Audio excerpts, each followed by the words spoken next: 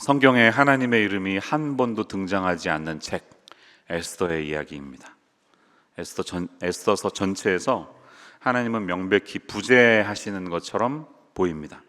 등장인물들은 하나님에 관해서 이야기하거나 하나님의 이름을 전혀 언급하지 않습니다. 에스더를 구성하는 167절 중에서 하나님의 이름은 한 번도 나타나지 않고 오히려 페르시아 왕의 이름만 190번 정도 언급이 됩니다. 하지만 실상 에스더에서 하나님이 눈에 더 띄는 이유는 어떻게 보면 바로 그분의 부재 때문입니다. 이 수없이 등장하는 반전과 역설의 뒤엉킴 속에서 독자들은 하나님이 그 흐름 속에 계속해서 보이지 않게 임재하고 계심을 뚜렷이 보여주는 사건들을 만납니다. 그리고 경외감에 빠집니다. 결국 이것이 하나님이 부재하시는 듯한 이 세상을 살아가는 우리 신앙인들의 고백이 아니겠습니까? 생각해보면 확연하게 드러나는 하나님의 인도하심을 따르는 삶보다 하나님의 부재 속에서도 그분을 섬기는 삶이 훨씬 더 어렵습니다. 그리고 그런 신앙이 더 귀하고 아름다운 것을 봅니다.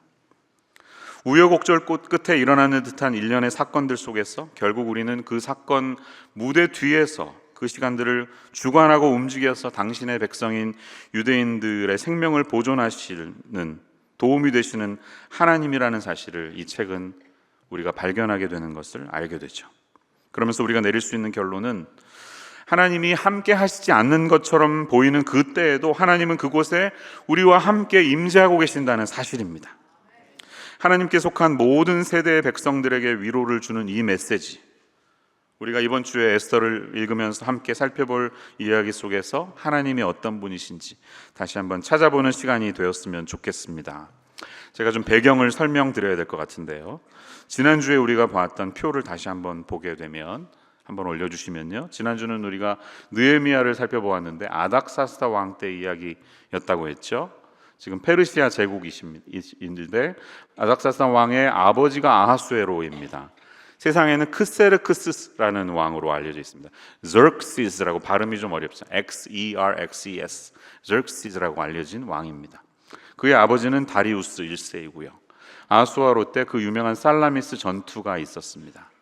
이때 역사는 주목하지 않지만 이 나라의 왕비로 잠깐의 삶을 살아갔던 에스더라는 한 여인의 이야기를 담은 것이 오늘 우리가 읽는 책이지요.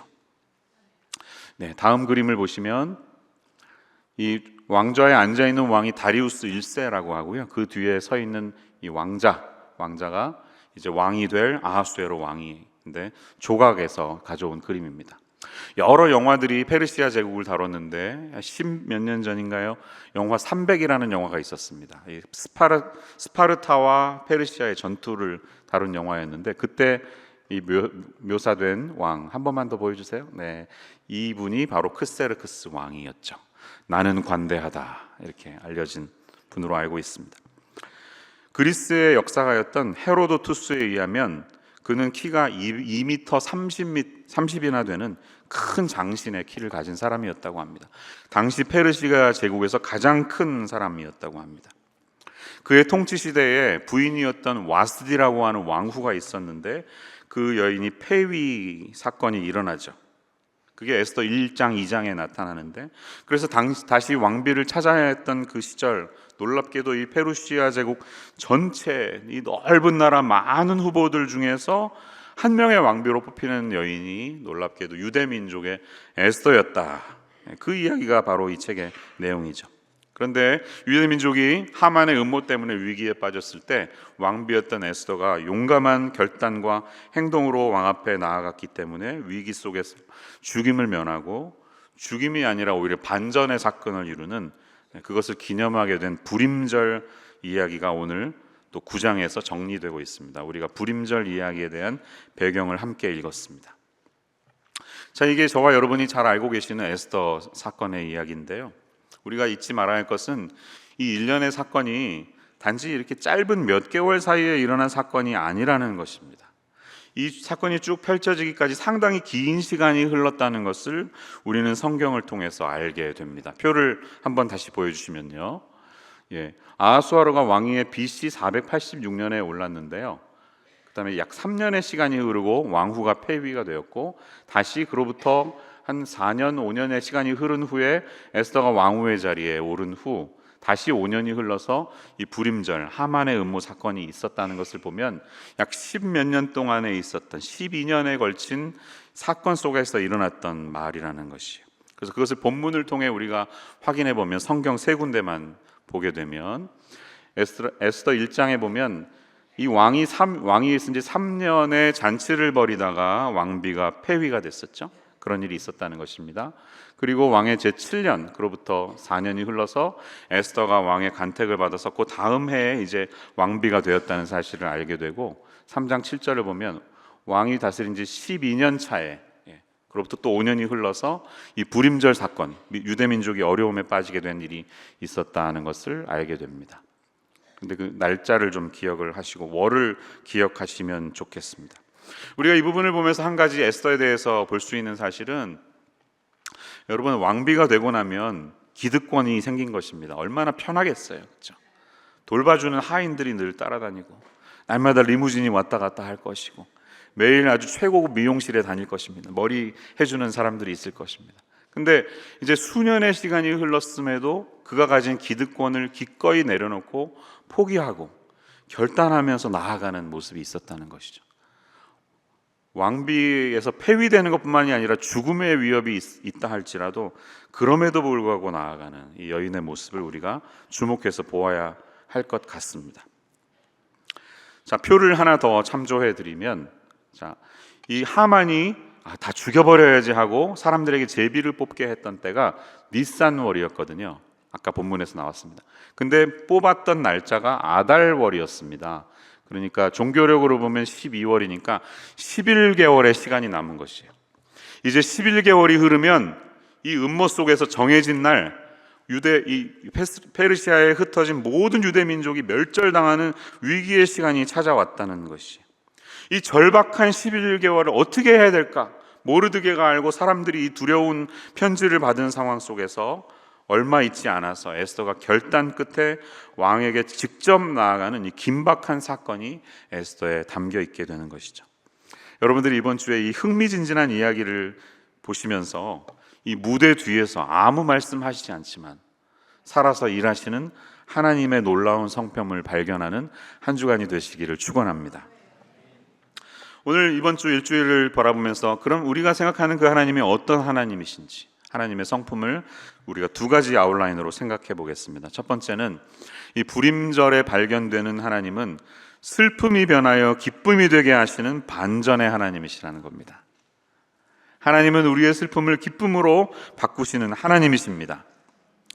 에스더에 나타나는 이 여러 균형 잡힌 대조, 컴패러슨 잘 발견해 보세요. 두 가지 일들이 많이 일어납니다. 왕이 벌였던 잔치와 나중에 에스더가 벌이는 잔치의 이야기, 에스더가 자신의 정체를 드러내지 않고 숨겼다는 두 번의 언급, 하만이 자기 아내와 친구들에게 두 번에 걸쳐서 상담하게 된 이야기 5장과 6장에 나와요. 예정에는 없었던 에스더와 왕의 두 번의 만남, 모르드게가 두 번이나 왕의 왕복을 입게 된 것 6장과 8장에 나와요. 이런 대조의 이야기가 흥미진진하게 펼쳐집니다. 또 많은 반전과 역설의 이야기들도 산재해 있습니다. 어느 날 밤에 왕이 잠이 오지 않아서 아이고 졸린데 실록이나 좀 읽어봐라 부탁했는데 딱 펼쳐서 읽으니까 어떤 내용이 나왔죠? 수년 전에 모르드게가 왕의 암살 위협을 몰래 에스더에게 알려서 왕이 암살을 피해갈 수 있었던 장면, 그래서 모르드게가 이렇게 했다는 내용이 그날따라 딱 책에 나온 것입니다. 왕이 너무 모르드게에게 뭔가를 좀 해줘야 되겠구나 생각하는데 마침 그때 누가 옆에 있었죠? 마침 하만이 있었어요. 하만은 자기가 이 늦은 밤에도 왕 곁에 있는 것을 굉장히 프라우드하게 생각했는데요, 왕이 묻습니다. 나에게 놀라운 일을 한 사람을 어떻게 존귀하게 여기면 되겠느냐. 하만이 누구 얘기하는 것처럼 생각했죠? 자기 얘기하는 줄 알고 잘해줘야 된다고, 너무너무 잘해줘야 된다고. 근데 결과는 어떻게 되죠? 그 영광을 모르드게가 받습니다. 이런 엄청난 역설의 이야기들이 깔려 있습니다. 하만이 모르드게가 괘씸해서 그냥 죽이는 게 아니라 장대에 매달아서 죽여버려야지 생각하는데 놀랍게도요 50규빗이나 높이 쌓아요. 이게 한 규빗이 이만큼이거든요. 40cm라고 보면 20m 되는 거예요. 20m. 좀 지나치지 않습니까? 웬만하면 한 2, 3m에다 하지 왜 20m나 합니까? 그가 가지고 있는 그 교만한 마음을 보여주는 것입니다. 그냥 죽이는 게 아니라 아주 대놓고 죽이겠다는 그 장대에 누가 매달리게 됩니까? 나중에 하만 자신이 매달리게 되는 이 역설의 이야기들을 보십시오. 처음에는 왕이 자기 반지를 주면서 그래 너 하고 싶은 대로 해, 이거 가지고 네가 편지 아무거나 써 했는데, 나중에 그 반지가 빼앗겨서 그 반지, 똑같은 반지가 모르드게의 손에 오고 모르드게가 하만의 집안을 다스리는 일들이 일어나지 않습니까? 이런 수많은 역설 속에 무엇보다 우리의 눈에 띄는 것은 왕이 내렸던 두 번의 조서의 내용입니다. 이 조서를 잘 비교해 보면 얼마나 이 반전 스토리가 통쾌하고 놀라운지 정말 이루 말할 수가 없어요. 자기 반지를 줬지만 같은 반지가 모르드게에게 넘어가는 장면, 하만이 처음에는 왕의 서기관들을 불러서 막 그냥 자기가 이용하는데 나중에는 모르드게가 그 왕의 서기관들을 부르게 되는 장면, 그래서 하만의 집안이 몰락하는 장면, 조서가 작성이 돼서 인장이 딱 찍히는데요, 나중에는 똑같은 두 번째 조서가 동일한 인장으로 찍히게 되는 그런 장면들을 보면서 우리는 이 엄청난 반전 스토리에 담긴 하나님의 놀라운 섭리를 보게 되는 것입니다. 이 두 번의 조서의 내용을 자세히 볼 수는 없지만 제가 잠깐 본문을 통해 보여드리겠습니다. 첫 번째 조서는 에스더서 3장에 나오는데요, 이제 제비를 뽑았습니다. 하만은 이런 논리로 나아갑니다. 이 페르시아 제국에 수많은 민족들이 있는데 유독 유대인들만 왕의 법률을 지키지 않습니다. 그래서 당신에게 이것이 무익합니다. 이렇게 설득하니까 왕이 넘어갔어요. 자, 그럼 너 하고 싶은 대로 해. 그래서 반지를 손에서 빼서 이 아들 하만에게 주고 네 소견에 오를 대로 행하라, 이렇게 말하는 왕의 내용이 있습니다. 자기가 하고 싶은 건 뭐였죠? 유대인, 이 제국에 흩어진 모든 유대인들을 남김없이 멸절시키도록 해라. 이 무서운 편지가 쭉 전달되고 두려움 속에 빠지게 됩니다.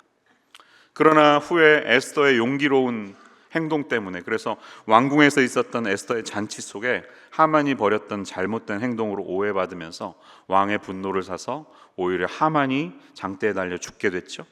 그리고 이제 똑같은 내용의 조서가, 그 반지가 누구에게 넘어갑니까? 모르드게에게 넘어갑니다. 두 번째 조서의 내용은 에스더서 8장 7절에서 14절에 나오는데요, 같은 내용으로 어떻게 이어지는지 자세히 보시기 바랍니다. 8절을 보겠습니다. 너희는 왕의 명의로 유다인에게 조서를 쓰고 왕의 반지로 인을 칠지어다. 왕의 이름을 쓰고 왕의 반지로 인친 조서는 누구든지 철회할 수 없습니다.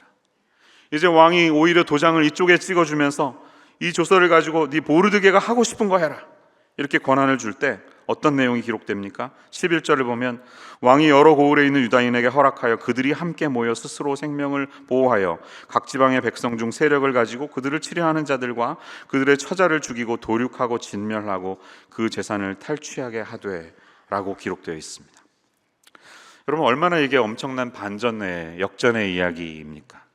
그런데요, 생각해보면 성경에 등장하는 가장 심오한 역전의 이야기는 십자가와 부활 사건을 통해서 사탄의 계략을 승리로 바꾸신 예수 그리스도의 이야기가 아니겠습니까? 로마 제국에 심각한 죄를 저지른 사람들을 죽이기 위해서 로마가 만들었던 십자가라는 형틀을 통해서 인간의 죄를 구원하시는 하나님의 아들 메시아가 거기에 달리고 나서 그것이 끝나지 않고 거기서 부활 승리하게 되셔서 사탄이 우리를 모두 멸망으로 이끌어가는 그런 계략이 완전히 뒤집어지게 된, 그래서 죄와 사망의 법이 생명의 성령으로 뒤바뀌게 된 가장 위대한 반전이 예수 그리스도에게 있는 것이 어찌 감사할 일이 아니겠습니까? 오늘 에스더서를 읽으면서 우리를 위해서 십자가의 길을 가시고 슬픔을 기쁨으로 바꾸신 우리의 구세주 예수 그리스도를 떠올리실 수 있는 이 아침이 되시기를 축원합니다. 생각해보면 하나님께서는 성경 처음부터 우리를 구원하시기 위한 그분의 계획을 무대 뒤에서 빈틈없이 준비하셨다는 것을 우리는 보게 됩니다. 창세기 3장 15절은 원복음이라고 알려져 있죠. 프로토 에반겔리움. 그래서 사실 인간이 죄를 저지른 그 순간부터 하나님은 우리를 구원하시기 위한 계획을 가지고 있었다는 것을 우리가 알게 되지 않습니까? 이 부분을 같이 한번 읽어보겠습니다. 함께 읽습니다. 시작. 여자와 원수가 되게 하고 내 후손도 여자의 후손과 원수가 되게 하리니 여자의 후손은 내 머리를 상하게 할 것이요 너는 그의 발꿈치를 상하게 할 것이니라. 할렐루야. 이 하나님의 구원 계획 때문에 보이지 않는 듯 보이는 듯 또 때로는 죽임의 위협을 당하면서 하만의 계략뿐만 아니라 베들레헴에 있는 모든 아기를 다 죽여라 하는 헤롯의 명령 속에서도 메시아는 살아남으신 거고, 그분의 계획을 통해서 우리에게 구원의 역사가 펼쳐졌다는 사실에 감사할 수 있는 이 시간이 되시기를 바랍니다. 요한복음 12장 31절 이하에 보면 예수님께서 자신의 사명을 이렇게 표현하셨습니다. 이 말씀도 같이 한번 읽어보겠습니다. 시작. 이제 이 세상에 대한 심판이 이르렀으니 이 세상의 임금이 쫓겨나리라. 내가 땅에서 들리면 모든 사람을 내게로 이끌겠노라 하시니, 이렇게 말씀하심은 자기가 어떠한 죽음으로 죽을 것을 보이심이라. 아멘. 저주의 상징인 십자가를 통해 우리의 구원의 역사가 펼쳐지게 되는 이 놀라운 반전의 이야기가 성경에 있음을 기억하며 감사할 수 있는 이 시간이 되기를 간절히 축원합니다. 그래서 로마서 5장 6절에서 8절은 우리에게 이렇게 복음의 메시지를 선포하고 있습니다. 이 사실을 오늘 붙들 수 있는 이 아침 되시기를 바랍니다. 함께 이 말씀도 읽습니다. 시작. 우리가 아직 연약할 때에 기약대로 그리스도께서 경건하지 않은 자를 위하여 죽으셨도다. 의인을 위하여 죽는 자가 쉽지 않고 선인을 위하여 죽는 자 혹 있거니와, 우리가 아직 죄인 되었을 때에 그리스도께서 우리를 위하여 죽으심으로 하나님께서 우리에 대한 자기의 사랑을 확증하셨느니라. 아멘. 왕이 내렸던 첫 번째 조서의 내용은 죄로 말미암아 멸망할 수밖에 없었던 사람들의 모습과 같습니다. 하지만 두 번째 조서의 내용은 예수 그리스도로 인해서 구원을 받은 우리의 모습과 흡사한 것을 우리는 발견합니다. 예수 그리스도의 십자가를 통해서 하나님의 구원과 사랑과 생명을 허락해 주셨음을 기억하게 해주신다는 것입니다. 지금도 세상은 믿음을 가진 사람들을 핍박하고 이들을 멸망시키려 합니다. 궁극적으로 사탄은 하나님의 백성들이 완전한 멸망의 길을 가도록 지금도 포기하지 않고 계속해서 우리를 그 길로, 멸망의 길로 이끌어가고 있지만, 우리는 예수님의 도우심과 은혜로 사탄의 공격으로부터 안전할 수 있고, 십자가에서 우리의 구원의 계획을 완성시키고 승리하신 주님의 역사가 일어났음을 믿음으로 바라보시는 이 아침 되시기를 바랍니다. 여러분, 그러므로 오늘 본문의 22절이 우리에게 새롭게 다가왔으면 좋겠어요. 22절에서는 이렇게 고백합니다. 이날에 유다인들이 대적에서 벗어나서 평안함을 얻어 슬픔이 변하여 기쁨이 되고 애통이 변하여 길한 날이 되었으니, 여러분, 우리 가운데 있는 슬픔이 변하여 기쁨으로 바뀌고 우리의 애통이 즐거움으로 바뀌는 그러한 예배가 되기를, 우리가 예배 드릴 때마다 십자가에서 엄청난 반전의 스토리를 이끌어내셔서 승리하게 하신 예수 그리스도를 바라볼 수 있는 그런 예배가 되시기를 간절히 소망합니다. 부림절은 유대인들에게는 슬픔을 기쁨으로 바꾼 기뻐할 수밖에 없는 날입니다. 멸망과 죽음의 위기 속에서 구원을 얻고 평안을 되찾은 날입니다. 그들의 슬픔과 고통이 기쁨과 환희로 바뀌게 되었습니다. 애통이 찬양으로 변했습니다. 저와 여러분은 어떻습니까? 예배 드릴 때마다 애통이 찬양으로 바뀌는, 우리의 죽음이 생명으로 변화됐음을 기뻐하는 감사함이 우리에게 있습니까? 나치 전범들을 뉘른베르크 국제재판을 통해서 1945년부터 46년까지 일일이 다 재판함으로 정의 구현을 이루었던 일이 있습니다. 나치 정권의 부역자들을 다 찾아내서 그들이 행한 대로 정의가 이루어졌던 사실을 우리가 역사를 통해 알고 있는데요. 여기저기 숨어서 도망다니던 전범들을 다 찾아서 심판을 했고, 마지막에 이렇게 뒤로 묶여서 끌려가던 나치 장교 한 사람이 내뱉었던 말이 있는데요. 이렇게 말했다고 합니다. 오늘이 1946년의 불임절이네, 이렇게 그가 외쳤다고 합니다.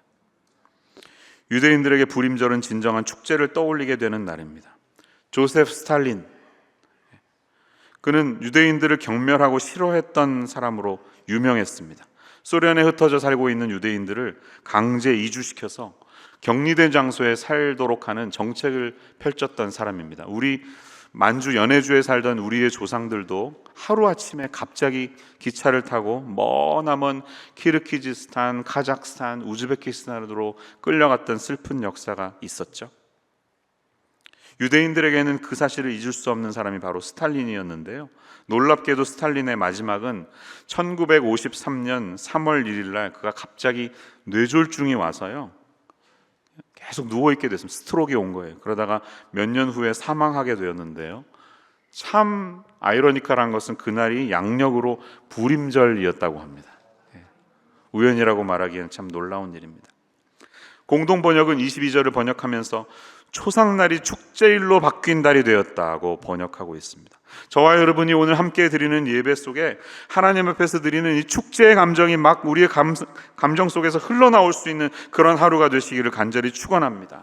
오늘 어머니 날을 기념하면서 우리가 가족이 함께 모여서 식사하고 할 텐데요, 식사하면서 나눌 때 우리에게 예수님을 주신 이 구원의 은혜를, 또 믿음의 부모님을 주신 것을 감사하면서 우리가 즐길 수 있는 하루가 되시기를 축원합니다. 하지만 우리가 불임절 사건을 통해 이것이 단순한 축제나 기쁨만으로 끝이 나지 않고 있음을 또한 우리는 발견해야 하겠습니다.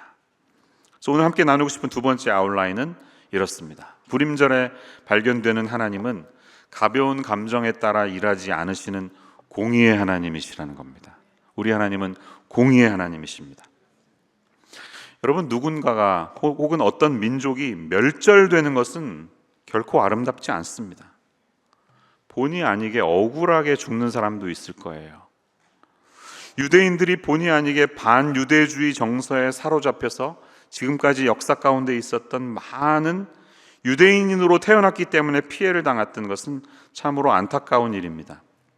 하지만 반대로 유대인을 멸절하려고 했던 자들이 도리어 멸절당하게 되었다는 장면은 성경을 처음 읽어가는 분들에게는 때로는 큰 시험에 들게 되는 일이기도 합니다. 멸절 정책은 히브리어로 헤렘이라고도 하는데요, 가끔씩 하나님이 왜 어떤 민족에 대해서는 헤렘 정책을 펼치시는지 저도 성경을 읽다가 시험에 들 때가 있습니다. 이해하기가 어려워요. 여러분, 이에 대한 이해는 제가 지난 3월 6일 날 수요 예배 시간에 아간과 헤렘의 문제라는 제목으로 했던 설교를 한번 찾아서 보시면 도움이 될 것 같습니다. 참조해 보세요. 이 멸절 헤렘에 대한 이야기는 결코 쉽게 풀어갈 수 있는 문제는 아닙니다. 우리가 읽은 에스더 9장 앞부분을 보면 하만이 만들어 놓았던 계략이 완전히 뒤집혀서 오히려 그의 아들들과 유대인들을 반대했던 모든 사람들이 죽임당하는 장면이 묘사되고 있습니다. 에스더 9장 5절에서 10절의 내용을 보면 이런 내용이 있죠. 유다인이 칼로 그 모든 대적들을 쳐서 도륙하고 진멸하고 자기를 미워하는 자에게 마음대로 행하고, 유다인이 또 도성수산에서 500명을 죽이고 진멸하고, 또 바산다다와 달본과 아스바다와 보라다와 아달리아와 아리다다와 바마스나와 아리세와 아리데와 외사다 곧 함므다다의 손자 유다인의 대적 하만의 10 아들을 죽였으나 그들의 재산에는 손을 대지 아니하였더라. 이렇게 기록되어 있습니다. 불임절이 되면 유대인들은 이 승리를 기념하면서 아주 축제를 엽니다. 지금도 약간 할로윈 같이요, 이틀 동안에는 사람들이 축제의 분장을 하고 나와가지고 막 술을 마시고 놀면서 신나게 보낸다고 합니다. 에스더가 자기의 신분을 드러내지 않았던 것처럼 가면을 쓰고 사람들이 자기의 신분을 감추는 전통이 있는 것이에요. 그리고 이틀 동안에 제일 많이 팔리는 과자는 삼각형의 모양으로 된 하만의 귀라고 불리는 쿠키입니다. 이걸 사람들은 이틀 동안 씹어 먹으면서 하만이 죽임당한 것을 아주 기뻐하는 것입니다. 그리고 이날 하는 것은 에스더 전체를 집안마다 읽으면서 굉장히 행복해 한다는 것이죠. 근데 에스더를 읽을 때 구원에 대한 내용이 나오면 막 기뻐하면서 큰 목소리로 읽는다고 하고요, 중간에 하만이 이름이 등장하면 캐스터네츠 같은 걸 막 치면서 우우 하면서 야유를 보낸다고 합니다. 그리고 9장 이 부분에 등장하는 제가 읽었던 10 아들의 이름을 읽을 때 한숨에 쉬지 않고 빠르게 쭉 읽어 내려가는 게 전통이에요. 제가 그렇게 읽었죠. 그것은 10 아들이 한꺼번에 처형당한 것을 강조하기 위해서라고 말하고 있습니다.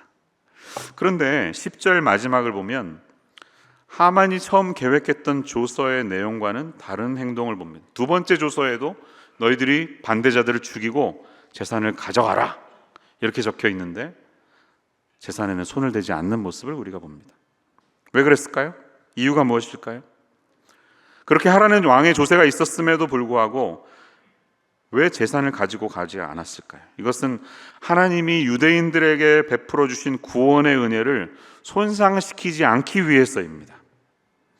결국 이 사람들도 돈 때문에 그랬구나, 재물 때문에 그러는구나 라는 말을 들으면 하나님의 구원의 은혜가 퇴색되기 때문입니다. 그러면 우리가 삶을 살면서 때로 하나님의 명령을 받아서 행동으로 옮길 때에 기억해야 할 것이 있습니다. 때로는 왜 그렇게 해야 되는지 짧은 인간의 생각으로는 다 이해하지 못할 때가 많이 있죠. 그렇지만 하나님이 정하신 결정에 대한 그분의 선한 의도와 공의가 담겨 있다는 사실을 우리는 잊지 말아야 합니다.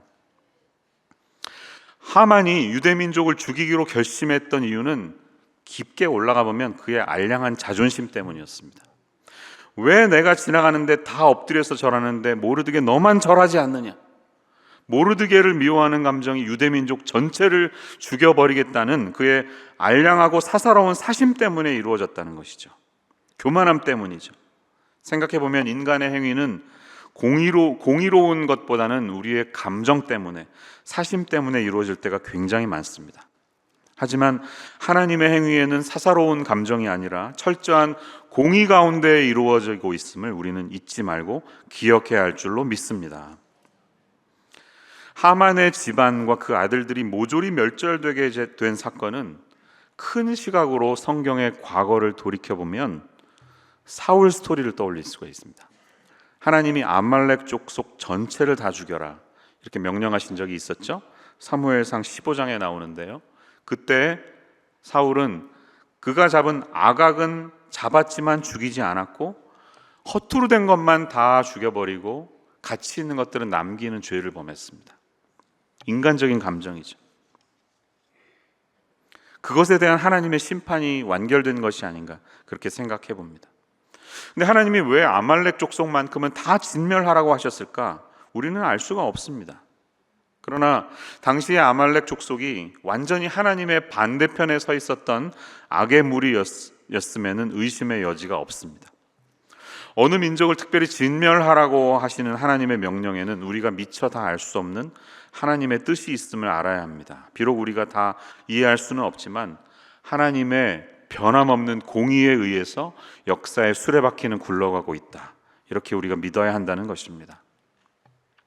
지난 2023년 10월 7일 나팔절에 이은 초막절이 시작되는 명절 마지막 날 토요일 아침에 이스라엘 하마스 전쟁이 발발되었습니다. 갑작스럽게 시작된 테러로 이스라엘에 큰 피해를 입었죠. 그러나 이것이 시간이 흐르면서 점점 더 갈등으로 들끓어가고 있습니다. 하마스의 무자비한 테러로 촉발된 전쟁이 시간이 점차 흐르면서 이제는 하마스와 이스라엘 모두를 향한 대중들의 분노가 점점 거세어지고 있습니다. 미국의 대학 캠퍼스는 시위하는 학생들에 의해서 점령되고 있고요. 졸업식까지 방해되는 일이 어제도 일어났고요. 바이든 대통령까지 나서서 네타냐후 총리의 지나친 전쟁 드라이브에 우려를 표하면서 계속 이런 식으로 할 거면 더 이상 무기를 공급하지 않겠다고까지 말을 했습니다. 이스라엘이 당한 고통과 슬픔도 충분히 공감되지만 팔레스타인에 대한 지나친 이스라엘의 압박과 인권 말살에 분노하는 목소리도 충분히 이해가 됩니다. 저는 이 전쟁이 어떻게 하나님의 인도하심 가운데 놓여 있으며 무엇이 정말 이 전쟁을 향한 하나님의 뜻인지 감히 제가 하나님을 대신해서 말씀드릴 수는 없습니다. 다만 우리가 다 이해하지 못하는 일이 벌어졌을 때 우리는 역사의 한 장면을 어떠한 시각으로 보아야 하는가? 이 혼란한 역사 속에서 우리 그리스도인들은 어느 자리에 서 있어야 하는가? 이 질문에 대한 정답은 말씀드릴 수 있습니다. 그것은 우리는 불완전한 인간의 편이 아니라 하나님의 편에 있으려고 몸부림쳐야 한다는 것입니다.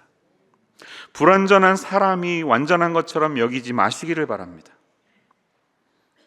그것이 정답이라면 여러분, 우리는 무슨 일이 있어도 항상 이스라엘이라는 나라가 내리는 결정에 언제나 지지해야 한다는 것을 의미할까요?